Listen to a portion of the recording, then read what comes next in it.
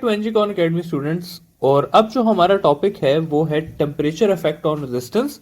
और इसी लेक्चर में हम ये भी पढ़ेंगे कि coefficient of temperature coefficient of resistance या रेजिस्टिविटी क्या होता है। तो शुरू करते हैं अपना टॉपिक। कंसिडर करते हैं कि हमारे पास एक रेजिस्टर है। मैं कहता हूं कि उसकी इनिशियल रेजिस्टेंस जो थी बिफोर अप्लाइंग एनी टेम्परेचर, तो वो थी हमारे पास आर नॉट। हमने उसको टेम्परेचर दिया और जो टेम्परेचर डिफरेंस हमारे पास आया वो है हमारा डेल्टा टी। और उसकी जो न्यू रेजिस्टेंस हो गई वो हो गई आर टी। तो जो उसका चेंज इन रेजिस्टेंस आया वो आ गया हमारे पास डेल्टा आर। अब स्टूडेंट्स ऐसा होता है कि ये जो चेंज इन रेजिस्टेंस है ये हमारे पास दो चीजों पे डिपेंड करती है। पहले ये हमारे पास डिपेंड करती है आर नॉट पे, यानी कि जितनी ज्यादा आपकी इनिशियल रेजिस्टेंस होगी टेम्परेचर ज्यादा करने से उतना ज्यादा चेंज आएगा। और दूसरा ये डिपेंड करती है हमारे पास डेल्टा टी पे, यानी कि जितना ज्यादा आप टेम्परेचर देंगे, जितना ज्यादा टेम्परेचर डिफरेंस लाएंगे, उतना ज्यादा आपके पास रेजिस्टेंस चेंज होगी। अब अगर इन दोनों चीजों को मैं कंबाइन करके लिखना चाहूं तो मैं ऐसे लिख सकता हूं कि delta R is directly proportional to R naught delta T.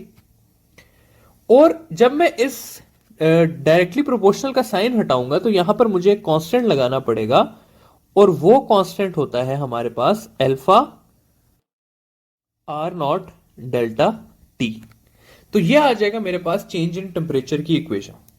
अब यहां पर जो स्टूडेंट्स एक नई चीज आई है वो है ये अल्फा। तो अल्फा होता है हमारे पास टेम्परेचर कोएफिशिएंट ऑफ रेजिस्टेंस या रेजिस्टिविटी। अगर यहां से मैं अल्फा की इक्वेशन निकालना चाहूं तो मैं अल्फा को इस तरह से लिख सकता हूं कि alpha is equal to R T minus R naught, क्योंकि डेल्टा आर को मैं इस तरह लिख सकता हूं। ये चले दो इक्वेशंस लिख लेते हैं, delta R divided by R naught delta T, या मैं फिर इसको ऐसे भी लिख सकता हूं कि R T minus R naught divided by R naught delta T.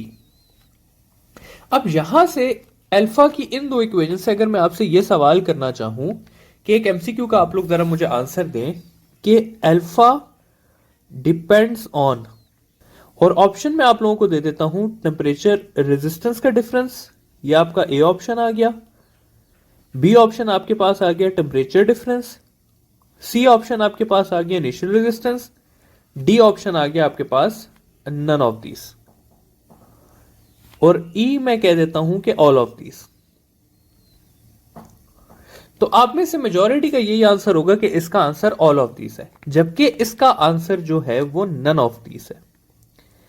कि अल्फा जो है वो इनमें से किसी चीज पर डिपेंड नहीं करता। रीजन क्या है कि अल्फा जो है वो इस इक्वेशन का कांस्टेंट है, और कांस्टेंट उस इक्वेशन में आने वाली किसी चीज पर डिपेंड नहीं करता। तो फिर अल्फा किस चीज पे डिपेंड करता है? तो स्टूडेंट्स अल्फा जो है वो हमारे पास डिपेंड करता है सिर्फ और सिर्फ मटेरियल पे। मटेरियल जितना ज्यादा आपके पास टेम्परेचर को रिस्पॉन्ड करेगा उसका उतना ज्यादा अल्फा होगा। और फाइनली हमने अब अगले स्लाइड में यह पढ़ना है कि अल्फा की वैल्यू 0 भी हो सकती है, पॉजिटिव भी हो सकती है, और नेगेटिव भी हो सकती है। तो अब हमने देखना है कि इस अल्फा की पॉजिटिव, नेगेटिव और 0 वैल्यू का क्या मतलब है। तो टेम्परेचर कोएफिशिएंट को स्टडी करते हैं। अच्छा, तो अभी मैंने आप लोगों को कहा कि ये टेम्परेचर कोएफिशिएंट जो है इसकी वैल्यू आपके पास अल्फा की 0 भी हो सकती है, अल्फा की वैल्यू आपके पास पॉजिटिव भी हो सकती है, और अल्फा की वैल्यू आप लोगों के पास नेगेटिव भी हो सकती है। तो अब हमें यह पढ़ना है कि ये सिनेरियोस कब होते हैं और इससे क्या फर्क पड़ता है। देखिए स्टूडेंट्स, अल्फा की वैल्यू 0 होती है हमारे पास सिर्फ और सिर्फ आइडियल केसेस में। यह हमारे पास नेचुरली एग्जिस्ट नहीं करता, लेकिन हम कहते हैं कि अगर कोई आइडियल कंडक्टर है तो आइडियल कंडक्टर का अल्फा कितना होता है? 0 होता है। अल्फा पॉजिटिव किन चीजों का होता है? तो जितने भी आपके पास मेटेलिक कंडक्टर्स हैं, जितने भी सारे के सारे मेटेलिक कंडक्टर्स का अल्फा जो है वो आपके पास पॉजिटिव होता है। और अल्फा नेगेटिव किन का होता है? तो जितने आपके पास सेमीकंडक्टर्स हो गए, डायोड्स हो गए, और स्पेशली जो एक चीज आपने याद रखनी है वो थर्मिस्टर है। तो थर्मिस्टर का अल्फा क्या होता है आप लोगों के पास? नेगेटिव होता है। अब इस अल्फा जीरो, पॉजिटिव और नेगेटिव का मतलब क्या है ये जरा सा देख लेते हैं। देखिए स्टूडेंट्स, इस तरह है कि अल्फा अगर जीरो होगा तो टेम्परेचर के चेंज से रेजिस्टेंस पे भी कोई इफेक्ट नहीं पड़ेगा और रेजिस्टिविटी पे भी कोई इफेक्ट नहीं पड़ेगा। अगर टेम्परेचर कोएफिशिएंट आपका पॉजिटिव है तो टेम्परेचर के ज्यादा होने से रेजिस्टेंस भी ज्यादा होगी, रेजिस्टिविटी भी ज्यादा होगी और कंडक्टेंस जो है वो आपकी कम होगी। जबकि अल्फा अगर नेगेटिव है तो टेम्परेचर के ज्यादा करने से रेजिस्टेंस जो है वो आपकी कम होगी, रेजिस्टिविटी भी आपकी कम होगी और जो आपकी कंडक्टेंस है वो क्या होगी? ज्यादा होगी। तो ये है कि भाई अल्फा पॉजिटिव हो तो क्या होता है, जीरो हो तो क्या होता है, और अगर नेगेटिव हो जाए तो तब क्या होता है। अच्छा, अल्फा पढ़ने के बाद हम जरा अब इसके न्यूमेरिकल्स की तरफ आते हैं कि इससे आपसे सवाल कैसे पूछा जाता है। देखिए स्टूडेंट्स, दो इक्वेशंस हैं तो इक्वेशंस को जरा सा स्टडी कर लेते हैं। अच्छा, इक्वेशंस में जो एक इक्वेशन अल्फा की आप लोगों ने देख ली ऑलरेडी, वो ये थी कि alpha is equal to delta R divided by R naught delta T, या इसको मैं ऐसे भी लिख सकता हूं R T minus R naught divided by R naught delta T. अब अगर मैं इसी इक्वेशन से आर टी की वैल्यू निकालना चाहता हूं तो वो भी दो किस्म की निकल सकती है। मैं लिख सकता हूं R T is equal to alpha R naught delta T plus R naught, या मैं आर टी को ऐसे भी लिख सकता हूं कि R naught 1 plus alpha delta T. और स्टूडेंट्स, ये जो इक्वेशन है ना, ये वाली, ये आपकी काफी यूज होगी। ठीक है, रीजन क्या है कि तीन किस्म के सवाल करता हूं मैं आपसे अगेन,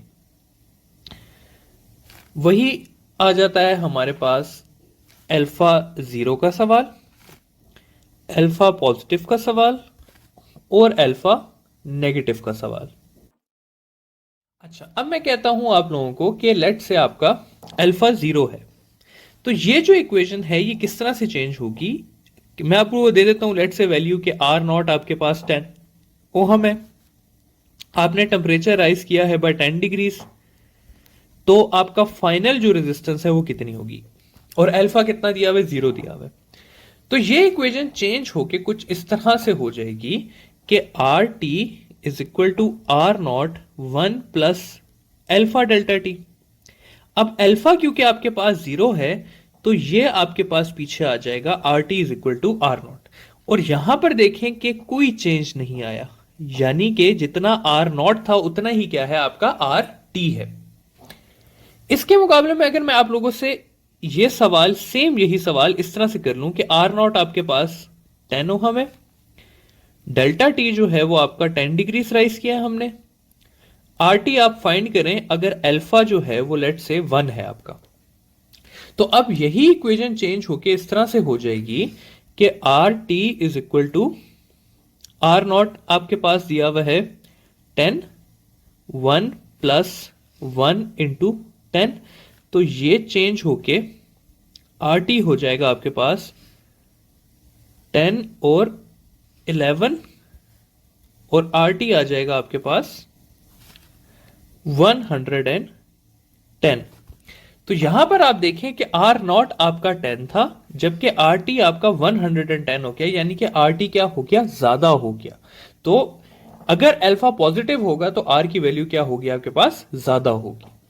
और फाइनली अगर मैं कहूं कि आर नॉट मेरे पास अगेन वही 10 ओहम है, डेल्टा टी जो है वो मेरे पास 10 है, आर टी मैंने फाइंड करना है अगर अल्फा मेरे पास -1 हो, तो अब अगर अल्फा की वैल्यू नेगेटिव हो गई है तो ये इक्वेशन चेंज होके क्या हो जाएगी, R T is equal to 10, R naught की वैल्यू है 1 और -1 10 हो जाएगा आपके पास। ठीक है, तो ये चेंज होके आपके पास आ जाएगा answer R T is equal to 10, 1 -11 आपके पास हो जाएगा -9 और इसका आंसर आ जाएगा आप लोगों के पास -90 ओहम।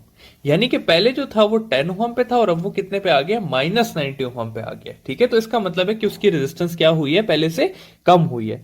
तो अगेन हमने यहां पर देख लिया कि अगर अल्फा 0 होगा तो कोई इफेक्ट नहीं होगा, अगर अल्फा पॉजिटिव हुआ तो रेजिस्टेंस इंक्रीज होगी और अगर अल्फा नेगेटिव हुआ तो रेजिस्टेंस डिक्रीज होगी। फाइनली रेजिस्टिविटी के साथ रिलेशन आपको मैं पढ़ा देता हूं।